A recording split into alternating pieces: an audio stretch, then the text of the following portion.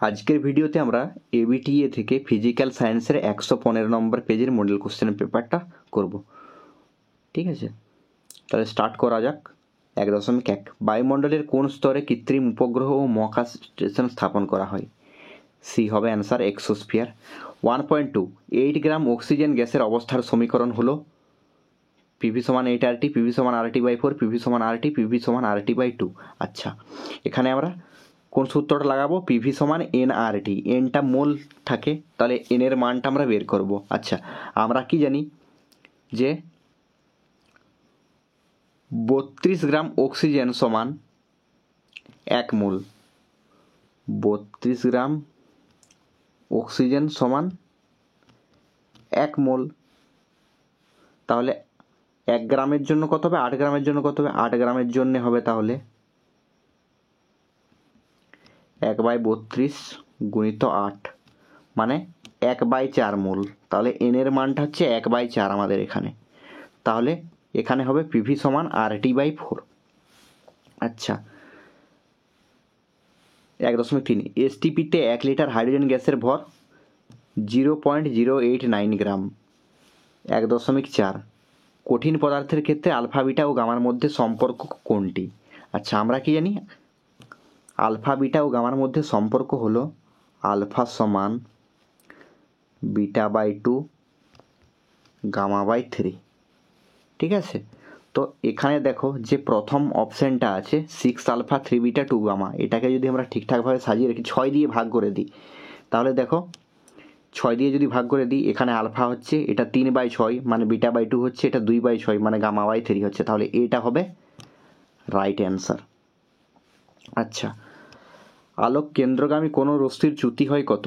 আচ্ছা, আমরা কি জানি যে আলোক কেন্দ্রগামী কোনো রশ্মির চ্যুতি হয় না, অর্থাৎ এখানে কোনটা হবে 0 ডিগ্রি। 1.6 আলোর প্রতিসরণের ক্ষেত্রে যেটি অপরিবর্তিত থাকে সেটি হলো আলোর কম্পাঙ্ক, বিটা হবে অ্যান্সার। 1.7 1 কুলম সমান কত ইএসইউ আধান? আমরা সবাই জানি 1 কুলম সমান 3 × 10⁹ ইএসইউ আধান। আচ্ছা, বৈদ্যুতিক যন্ত্রের গায়ে অঙ্কিত তারাচিহ্ন নির্দেশ করে voltage rating, watt rating, energy rating, ampere rating. আচ্ছা, এটা হবে এনার্জি রেটিং 1.8 সি। 1.9 তড়িৎ ক্ষেত্র দ্বারা বিচ্যুত হয় না কোনটা? গামা রশ্মি। 1.10 4 12 20 38 পরমাণু ক্রমাঙ্ক বিশিষ্ট মৌলগুলিকে কি বলা হয়? আচ্ছা, 4 নাম্বারে কে থাকে? 4 নাম্বার থাকে বেরিলিয়াম। 12 নাম্বারে কে থাকে? ম্যাগনেসিয়াম। তারপরে থাকে ক্যালসিয়াম। এগুলো জানি আমরা কি 2 নাম্বার শ্রেণীতে অবস্থান করে। তাহলে 2 নাম্বার শ্রেণীতে যারা অবস্থান করে তাদেরকে বলা হয় ক্ষারীয় মৃত্তিকা ধাতু। আচ্ছা, 1.11 কোন যৌগটির মধ্যে তড়িৎযোজী ও সমযোজী উভয় প্রকার বন্ধন বর্তমান? এটা হবে KCN, সিটা হবে রাইট অ্যান্সার। আচ্ছা, অ্যাসিড মিশ্রিত জলের তড়িৎ বিশ্লেষণে ক্যাথোড ও অ্যানোডে উৎপন্ন গ্যাসের ওজনের অনুপাত কত? আচ্ছা, আমাদের যাদের কাছে টেক্সট বুক আছে তারা দেখবে যে অ্যাসিড মিশ্রিত জলের তড়িৎ বিশ্লেষণে ক্যাথোড ও অ্যানোডে উৎপন্ন গ্যাসের আয়তনের অনুপাত দেওয়া আছে 2:1, মানে হাইড্রোজেনটা 2 মোল উৎপন্ন হয় আর অক্সিজেনটা 1 মোল উৎপন্ন হয়। আচ্ছা, আমরা যদি এদের আণবিক ভর ক্যালকুলেশন করি তাহলে এর হবে 4 আর এর হবে 32, তাহলে এদের দুজনের অনুপাত করলে কত হয়? 1:8।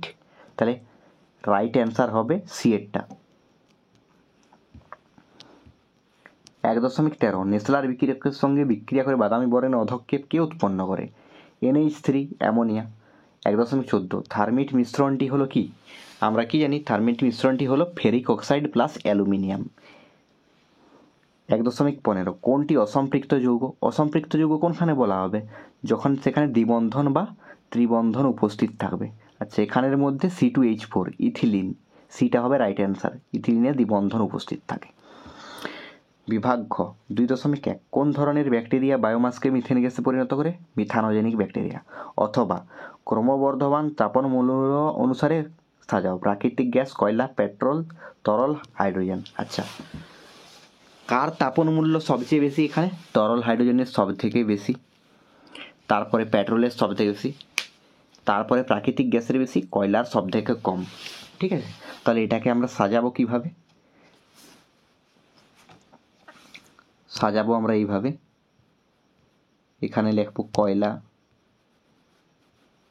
তারপরে থাকবে প্রাকৃতিক গ্যাস, এটাকে আমরা গ্যাস হিসাবে লিখছি শুধু, তারপরে থাকবে পেট্রোল, তারপরে থাকবে তরল হাইড্রোজেন। ঠিক আছে, ক্রমবর্ধমান বললে এরকম হবে, যদি ক্রম হ্রাসমান হিসাবে সাজাতে বলে তখন চিহ্নটা পাল্টে যাবে আর এগুলো এদিকে চলে আসবে, চিহ্নটা এরকম হবে। ঠিক আছে, এই চিহ্নটা অনেকে ভুল করে ক্রমবর্ধমান ক্রম হ্রাসমান লেখা থাকলে। 2.2 বায়ুমণ্ডলে উষ্ণতা বৃদ্ধি করে এমন একটি গ্যাসের নাম লেখো। Carbon dioxide. আচ্ছা, 30 ডিগ্রি সেলসিয়াস ও 300 কেলভিনের মধ্যে কোনটি বড়? আচ্ছা, 30 ডিগ্রি সেলসিয়াসকে যদি আমরা কেলভিনে করি তাহলে এর সাথে 273 যোগ করতে হবে, 273 যোগ করলে হয় 303 কেলভিন। আচ্ছা, তাহলে 303 কেলভিন আর 300 কেলভিনের মধ্যে কোনটি বড়? 303 কেলভিন, তাহলে 30 ডিগ্রি সেলসিয়াসটা হবে বড়। 2.4 পিভি এর এসআই একক কি? আচ্ছা, পিভি এর এসআই একক হয় জুল পার মোল। কিভাবে হয় সেটা দেখাচ্ছি, দেখো। আমরা কি জানি, আর এর মানটা কি দেওয়া থাকে? এসআই এককে আর এর মান থাকে 1 মোল গ্যাসের ক্ষেত্রে, সব গ্যাসের ক্ষেত্রেই আর এর মানটা থাকে এসআই এককে, আর সমান পিভি বাই টি, যেটা মান থাকে 0.082 জুল মোল ইনভার্স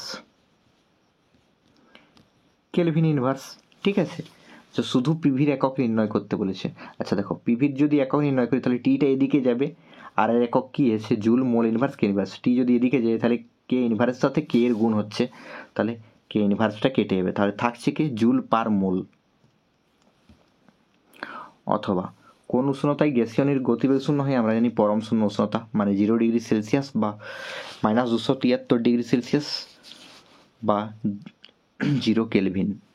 2.5 তামা ও লোহার তৈরি একটি ধাতব পাতকে ঠান্ডা করলে কোনটি বাইরের দিকে থাকবে? যেটি বেশি উত্তপ্ত হবে অবশ্যই তামার পাতটি বাইরের দিকে থাকবে। স্ট্রিট লাইটে প্রতিফলক হিসেবে কোন ধরনের দর্পণ ব্যবহার করা হয়?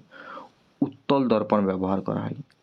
নিম্নলিখিত তড়িৎচুম্বকীয় তরঙ্গগুলিকে ক্রম হ্রাসমান কম্পাঙ্ক অনুযায়ী সাজাও। এক্স রশ্মি, গামা রশ্মি, ইউভি রশ্মি, মাইক্রোওয়েভ, রেডিও। আচ্ছা, কম্পাঙ্ক অনুযায়ী সাজাতে বলেছে। আমাদের বইয়ে কি দেওয়া আছে? তরঙ্গ দৈর্ঘ্য অনুযায়ী সাজানো আছে। আমরা কি জানি তরঙ্গ দৈর্ঘ্য অনুযায়ী কীরকমভাবে সাজানো থাকে? গামা রশ্মির সব থেকে কম হয়, তারপর তার থেকে বেশি এক্স রশ্মি, তার থেকে বেশি ইউভি রশ্মি, তার থেকে বেশি মাইক্রোওয়েভ, তার থেকে বেশি রেডিও ওয়েভ। তরঙ্গ দৈর্ঘ্য, তাহলে কম্পাঙ্ক কি জানি আমরা? কম্পাঙ্ক সমান 1/, তরঙ্গ দৈর্ঘ্য, মানে যার তরঙ্গ দৈর্ঘ্য বেশি তার কম্পাঙ্ক কম হবে। তাহলে এখানে কম, সব থেকে কম কার হবে? রেডিও ওয়েভের সব থেকে কম হবে। তাহলে আমরা লিখবো এরকমভাবে, এটা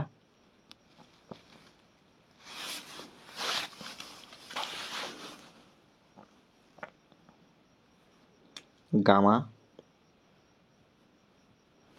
এক্স ইউভি মাইক্রো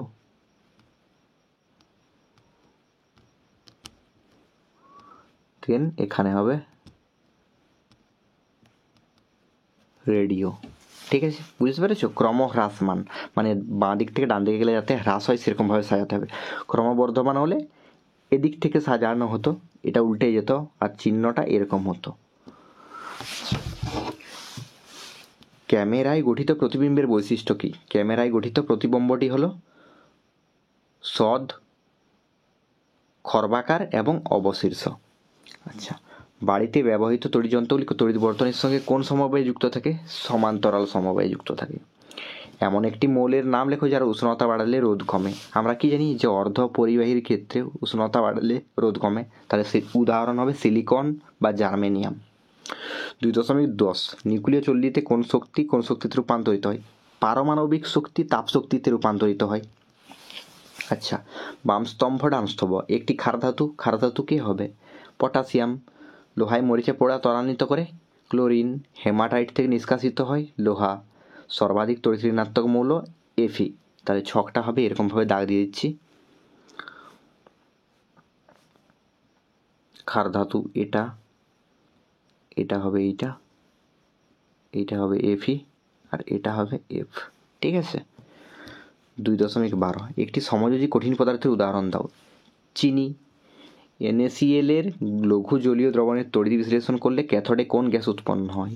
আচ্ছা, যদি শুধু জলীয় দ্রবণের তড়িৎ বিশ্লেষণ বলতো তাহলে ক্যাথোডে সোডিয়াম উৎপন্ন হতো, কিন্তু এখানে ক্যাথোডে কোন গ্যাস উৎপন্ন হয়? এখানে হবে হাইড্রোজেন গ্যাস উৎপন্ন হয়, আর অ্যানোডে অক্সিজেন গ্যাস উৎপন্ন হয়। আচ্ছা, তড়িৎ পরিবহন করে কিন্তু আয়নিত হয় না এরূপ পদার্থকে কি বলে? আমরা কি জানি? তড়িৎ পরিবহন করে মুক্ত ইলেকট্রন বা ক্যাটায়ন অ্যানায়ন, কিন্তু এখানে আয়নিত হয় না, মানে ক্যাটায়ন অ্যানায়ন উৎপন্ন হয় না, তাহলে ইলেকট্রনের দ্বারা পরিবহন হয়, তাহলে এরূপ পদার্থকে বলবো আমরা ইলেকট্রনীয় পরিবাহী। আচ্ছা, অথবা সোনার প্রলেপ দিতে ব্যবহৃত তড়িৎ বিশ্লেষক পদার্থটির নাম কি? পটাশিয়াম অরোসায়ানাইড। 2.15 অ্যাসিটিক অ্যাসিডের মধ্যে NaHCO3 যোগ করলে কোন গ্যাস নির্গত হয়? কার্বন ডাই অক্সাইড গ্যাস নির্গত হয়। একটি সংশ্লেষিত জৈব ভঙ্গুর পলিমারের নাম কি? সেলুলোজ। 2.16 ওলিয়াম কি? ওলিয়াম হলো ধূমায়মান সালফিউরিক অ্যাসিড, যার সংকেত হয় H2S2O7। 2.17 ফেরিক ক্লোরাইডের জলীয় দ্রবণে অ্যামোনিয়া গ্যাস চালনা করলে কোন বর্ণের ও কিসের অধক্ষেপ পড়ে?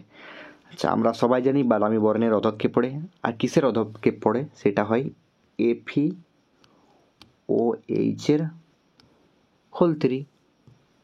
আচ্ছা, অথবা এই কোশ্চেন দেওয়া আছে আম্লিক পটাশিয়াম ডাইক্রোমেটের জলীয় দ্রবণে H2S গ্যাস চালনা করলে বর্ণের কি পরিবর্তন হয়? না, সবুজ বর্ণ উৎপন্ন হয়।